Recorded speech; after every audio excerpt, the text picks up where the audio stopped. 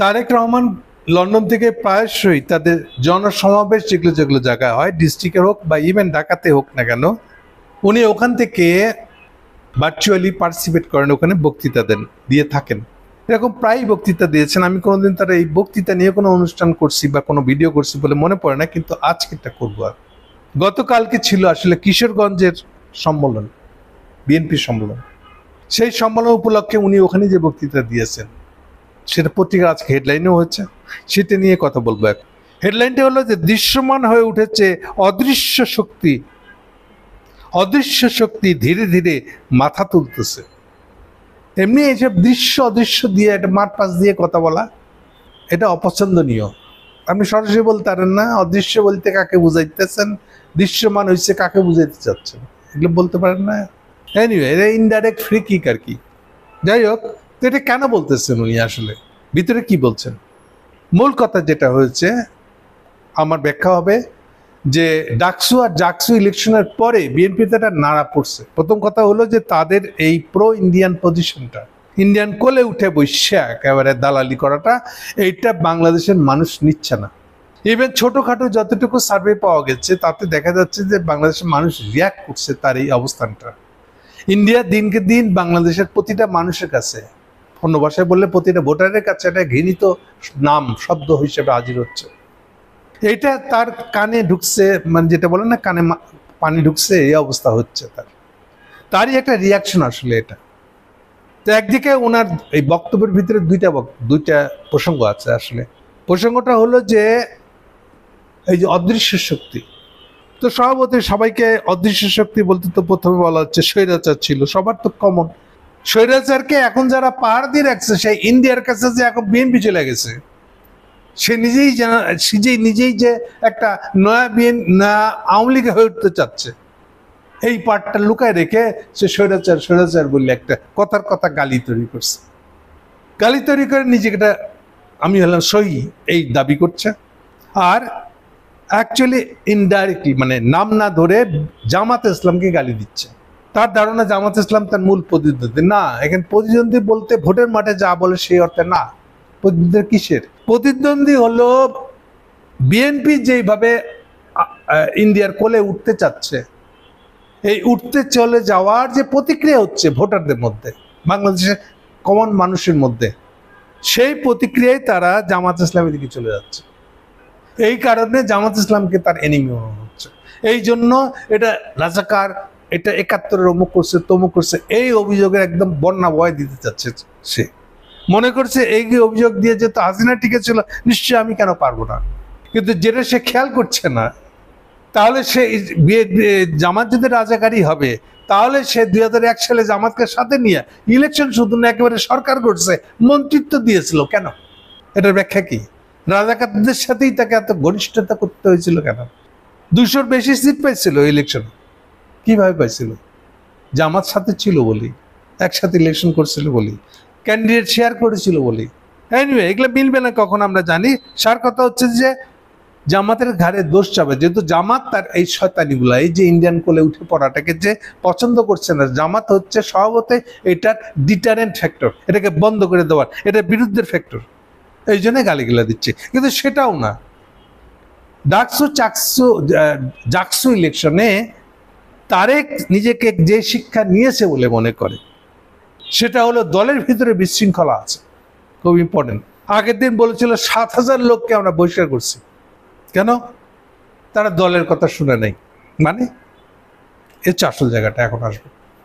তারেক জিয়ার কাছে দল বানানোর যে মডেল, তাহলে গুন্ডা মাফিয়াদের মডেল, টাকা দিয়ে কিনে হলো। আপনি কমিটির লোক হবেন, আসেন। জেলা কমিটি হলে কিন্তু ২০ লাখ ২৫ লাখ রেট আছে জেলা অনুযায়ী, এটা রেটটা সে ঠিক করছে, কিন্তু কমিটি বেচবে আর কি। তার মানে রাজনৈতিক দল এখন হচ্ছে কমিটি বেচার দল, হচ্ছে তারেক জিয়ার মডেল। খুব বুদ্ধিমান তো, যেভাবে মাফিয়ারা ডিল করে বিরোধী লোকের সাথে, জাস্ট সেইটার কপি এইটা। তো ও এখন এই কমিটি বিক্রি করতেছে। এইটাই রাজনৈতিক স্ট্রাকচার, দলের স্ট্রাকচার, গাঠনিক কাঠামোটা এরকম। কিরকম কাঠামো? যে যত বেশি টাকা দিয়েছে তাকে কমিটির সভাপতি বা মেম্বার এই জায়গাগুলোতে ভরে দিয়েছে। এইভাবেই ডিস্ট্রিক্টের কমিটিগুলো হয়ে আছে, সব ধরনের, শুধু ডিস্ট্রিক্টের না। সম্প্রতি সেই কমিটি চলে আসছে, ডাকসু চাকসু এগুলো সব ইউনিভার্সিটিতে। তারেকের একই রকম ধারণা, মাফিয়া গুন্ডা ধারণা, যে তাহলে ডাকসু চাকসু ইলেকশনেও আমি যদি ভাইস চ্যান্সেলর কিনে হালাই, আমি যদি শিক্ষক সমিতি কিনে হালাই, নতুন একটা ট্রেন্ড হয়েছে দেখবেন, জাতীয়তাবাদী শিক্ষক ফোরাম, এই নামটা দেখলেই বুঝবেন এটা তারেকের কমিটি বেচার একটা ধান্দা, কমিটি বেচার একটা মানে বাইরের দিক হলো এটা, কমিটি যে বেচছে তার কারণ হলো এটা। তাই চিহ্ন দেখা যাচ্ছে ঢাকা ইউনিভার্সিটিতে সাদা দল, নীল দল, গোলাপি দল এগুলা বহু আগে থাকতে আছে, শেখের আমল থেকেই আছে কম বেশি। এখন সেটা অনেক শার্ট হার্টে আপনার ধরাই দিয়ে তাহলে বুঝতে পারবেন এটার আদি গুরু আবার কিন্তু সিরাজ ইসলাম চৌধুরী, বামপন্থীদের বিরাট তাত্ত্বিক নেতা, আমি একটা অধ্যাপক। তো উনি অসুবিধা হলে যে উনি পেছন থেকে করেন, সামনে যান না। উনি এই যে আপনারা ইয়াজউদ্দিনকে যে প্রেসিডেন্ট পাইছিলেন, ইয়াজউদ্দিন কই থেকে আসলো? ইয়াজউদ্দিন ছিলেন এই সিরাজ ইসলাম চৌধুরীর দেওয়া যে সাদা দলের সভাপতি বানাইছিলেন সিরাজ ইসলাম চৌধুরী, তাকে। এই কারণে বিএনপি ইয়াজউদ্দিনকে উঠে নিয়ে গিয়ে প্রেসিডেন্ট বানাচ্ছিলেন। তাহলে দেখেন কোথেকে কোথায় আসতেছে, সম্পর্কটা কোথেকে কোথায়।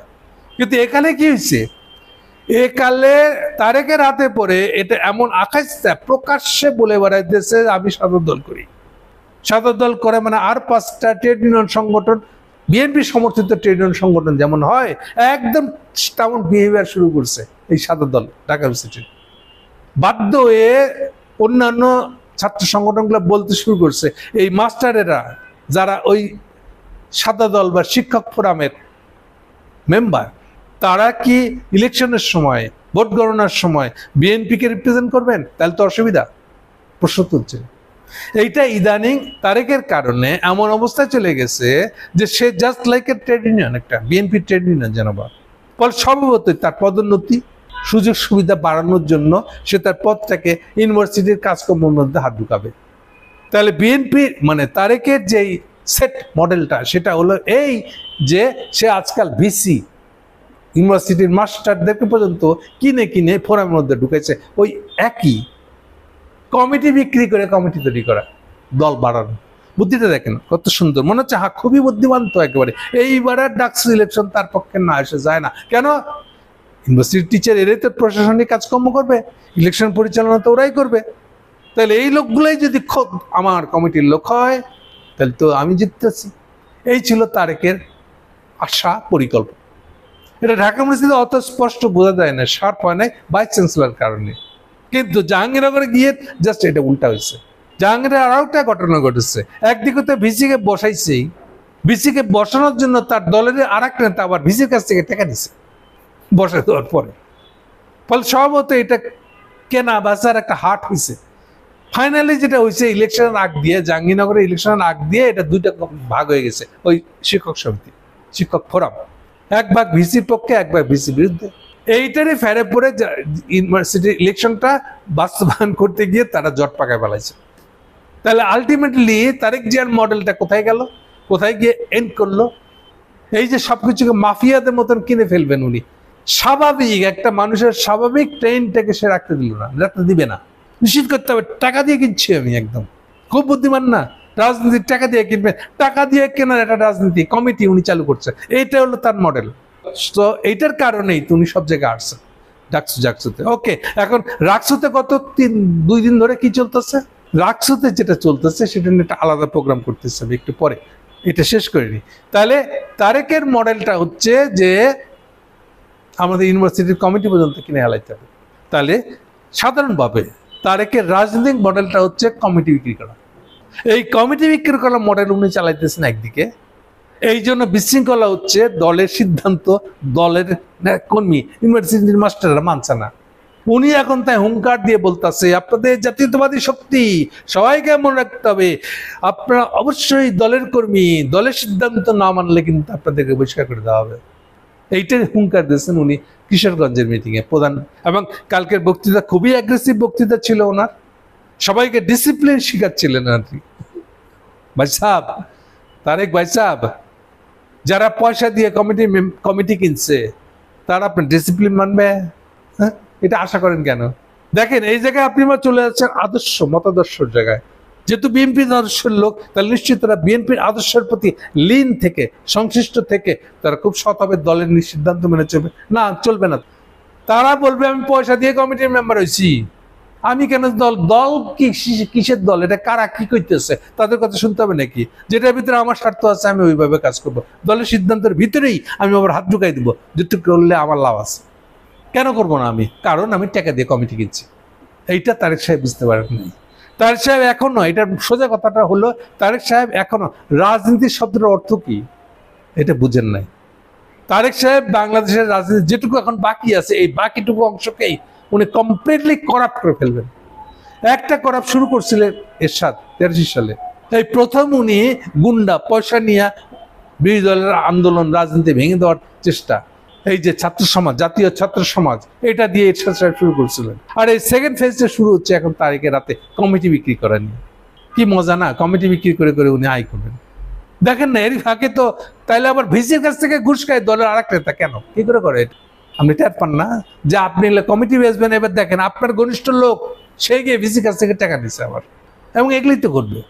তাহলে একা তারেক সাহেব নিজেকে খুব বুদ্ধিমান মনে করলে তো লাভ নেই আসলে। সো এই রাজনীতিটা ধসে পড়তেছে এটার কারণে। উনি এখন আবার এটাকে চাপকায় এখন চাঙ্গা করতে যাচ্ছে, না পারবেন না। ওই রাজশাহী ইউনিভার্সিটির ঘটনা, অন্যান্য ইউনিভার্সিটিতে একই ঘটনা ঘটবে।